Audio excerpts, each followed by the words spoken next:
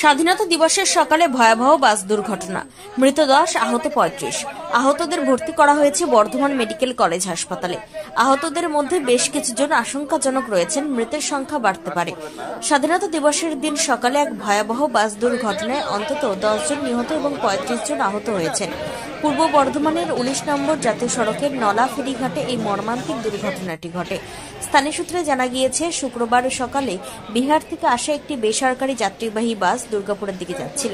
বাসটি যখন নলা ফেরিঘাট এলাকা দিয়ে যাচ্ছিল, তখন সেটি নিয়ন্ত্রণ হারিয়ে রাস্তার পাশে দাঁড়িয়ে থাকা একটি ট্রাক্টরের পেছনে সজোরে ধাক্কা মারে। এই সংঘর্ষ এতটাই তীব্র ছিল যে বাসের সামনের অংশ দুমড়ে মুচড়ে যায়। বাসে 5 জন শিশু সহ মোট 35 জন যাত্রী ছিলেন।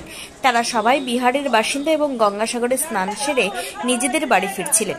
দুর্ঘটনার খবর পেয়ে স্থানীয়রা দ্রুত উদ্ধার কার্যে হাত লাগান এবং পুলিশ ও বিপর্যয় মোকাবিলা বাহিনীকে খবর দেন।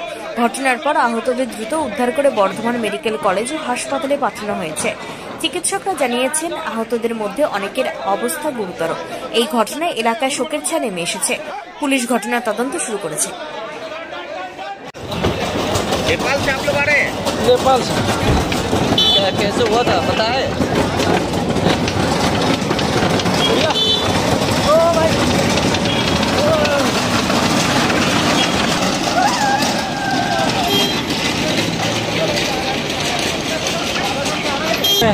नेपाल में खड़े उधर से आ रहा था शायद बाबा धाम जा रहे थे, नहीं आ रहे थे नहीं